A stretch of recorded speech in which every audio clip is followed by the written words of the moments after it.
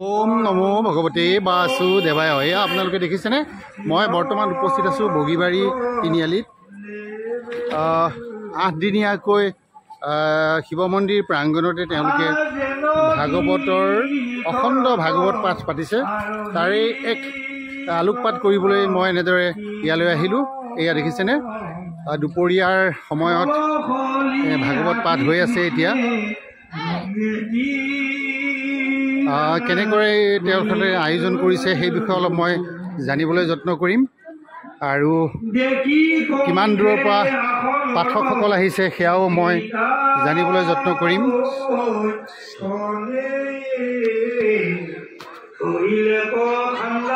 এয়া এগৰাকী পাঠকে পাঠ কৰি আছে এতিয়া।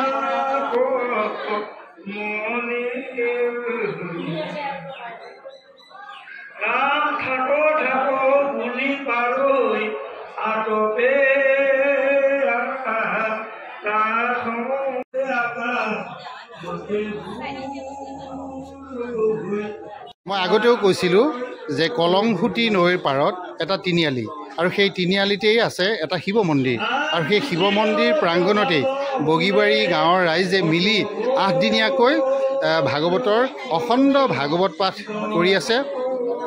হয়, 9 দিনীয়াকৈ পালন কৰিছে তেখেতসকলে। গতিকে আৰু বিষয়ববীয়াসকলক মই ইয়াতে লগ পাইছোঁ, যিসকলে উদযাপন কৰিছিলে বা উদযাপন সমিতিৰ বিভিন্ন বিষয়ববীয়াক মই লগ পাইছোঁ। প্ৰথমতে মই এফালৰ পৰা তেখেতসকলক চিনাকি কৰি দিব বিচাৰিছোঁ। আপোনাৰ নামটো কওক। ৰবীন তালুকদাৰ। কোন বিষয় বাবদ আছে আপুনি? সম্পাদক নে? আপুনি কওক। মোৰ নাম শ্ৰী বলভদ্ৰ তালুকদাৰ। হয়, মই কাৰ্যকৰী সভাপতি। হয়, আপোনাৰ? মোৰ নাম ৰংকেশ্বৰ ডেকা, এই কমিটিৰ সভাপতি। ঠিক আছে। আপোনাৰ? মই শ্ৰী সুৰেণ চন্দ্ৰ ডেকা, কমিটিৰ মুখ্য উপদেষ্টা। হয়, আপোনাৰ হিৰাম দাস। হয়, মই এই ভাগৱত পৰিচালনা সমিতিৰ মুখ্য উপদেষ্টা। আপোনাৰটো কওক। মোৰ নাম বিমল চন্দ্ৰ বৰদলৈ, ভাগৱত পথৰ প্ৰাক্তন ছেক্ৰেটাৰী। আপোনাৰ কওক। মোৰ নাম নৰেন চন্দ্ৰ দাস, মই সহকাৰী সম্পাদক। মোৰ নাম পৰেশ দাস, মই পাঠ পৰিচালনা কৰোঁ। মই ৰবীন্দ্ৰ ডেকা, গতিকে মই কৰ্মকৰ্তা। মোৰ নাম শ্ৰী ৰবীন ডেকা, মই এই কমিটিৰ সহ সম্পাদক। ঠিক আছে, মই সকলোকে পৰিচয় কৰাই দিলোঁ। এতিয়া মই সভাপতিৰ ওচৰলৈ যাব বিচাৰিছোঁ। যে এই যে অনুষ্ঠানটো পাতি আছে আপোনালোকে, কিমান বছৰ হ'ল এতিয়া? এতিয়া 31 বছৰ। 31 বছৰ ন? প্ৰতি বছৰে পালন কৰি আহি আছে। ইয়াৰ উদ্দেশ্যটো কওকচোন, কি উদ্দেশ্য লৈ আপোনালোকে এই অনুষ্ঠানটো পাতিছে? উদ্দেশ্য ধৰক, আমাৰ এইটো হৈছে আমাৰ গুৰুসকলৰ এটা সংস্কৃতি বা তেওঁলোকৰ অৱদান।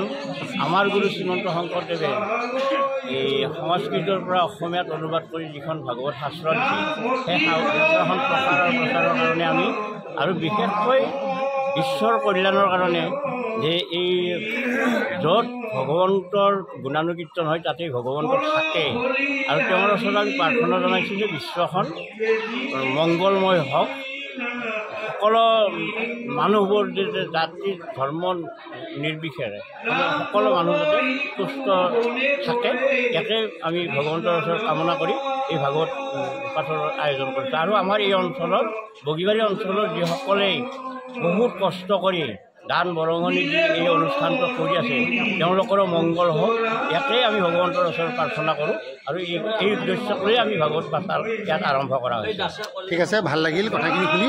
এতিয়া কিমান ঠাইৰ পৰা পাঠকসকল আহিছে, কোনোবা এজনে কৈ দিয়ক। কিমান ঠাইৰ পৰা পাঠকসকল আহিছে? আমাৰ এই অখণ্ড ভাগৱত পাঠ আৰম্ভ কৰা আজি 31 বছৰ হ'ল। গতিকে এই 31 বছৰৰ ভিতৰত আমাৰ অসমৰ বিভিন্ন প্ৰান্তৰ পৰা সন্মানীয় পাঠকসকল আহি ইয়াতে পাঠদান কৰি উপস্থিত ৰাইজৰ মনোৰঞ্জন কৰি আছে। প্ৰতি বছৰতে সুদূৰ ধেমাজি, মৰিগাঁও, নগাঁও, দক্ষিণ কামৰূপ, তাৰপিছত আকৌ হাজো, বৰপেটা, নলবাৰী, এই অঞ্চলৰ পৰাও বিভিন্ন জ্ঞানী আৰু সম্পূৰ্ণ ভাগৱত প্ৰেমী পাঠক আহি আমাৰ ইয়াত পাঠ কৰি আছে। গতিকে তেওঁলোকৰ অৱদান আমাৰ সমূহ ৰাইজৰ কাৰণে অতি মূল্যৱান। তেওঁলোকৰ ভগৱানৰ প্ৰতি যিটো দৰ্শন, এই দৰ্শনত আজি এই 9 দিন ধৰি আমাৰ গোটেই ৰাইজ আপ্লুত হৈ আছে। ইয়াত সম্পূৰ্ণ বগীবাৰী, মালৈবাৰী, অহৰা, মিতনি, কলংপাৰ, ঠেংবঙা এই সকলো ৰাইজে আহি সম্পূৰ্ণ সহযোগ কৰাৰ কাৰণে আমি তেখেতসকলৰ ওচৰত কৃতজ্ঞ। ধন্যবাদ জনাইছোঁ আপোনালোকক ইমানখিনি তথ্য দিয়াৰ বাবে।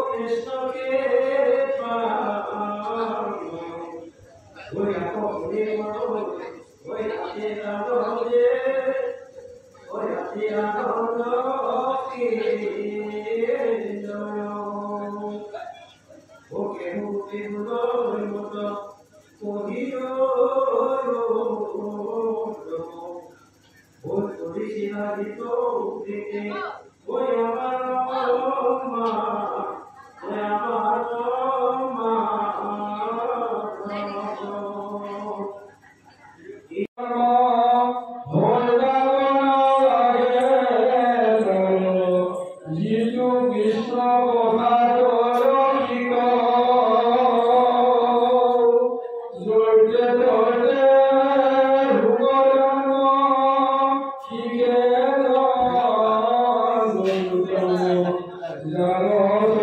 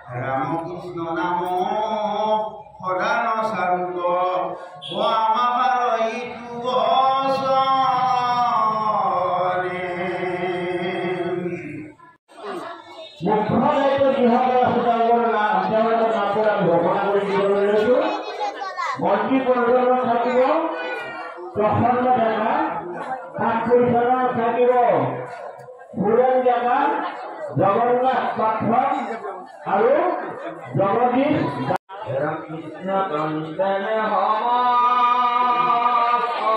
ভগৱন্ত কৃষ্ণই জন্মগ্ৰহণ চলৰে আমাক দিলে। দ্বিতীয় কথা,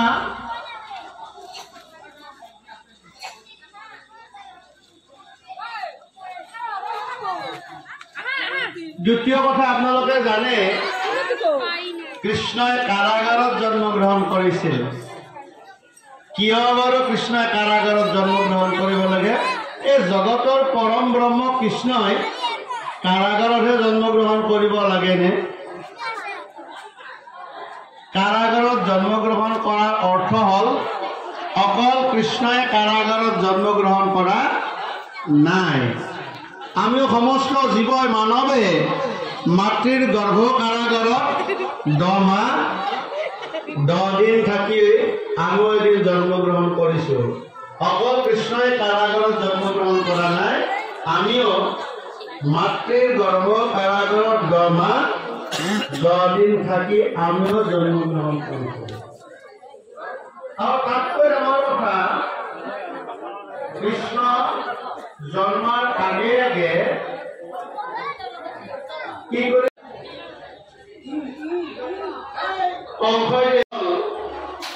আমিও আমাৰ হৃদয়ত কৃষ্ণক জন্ম দিবলৈ হলে আমিও আমাৰ দেহৰ ভিতৰত তোমাৰ সতা সন্তান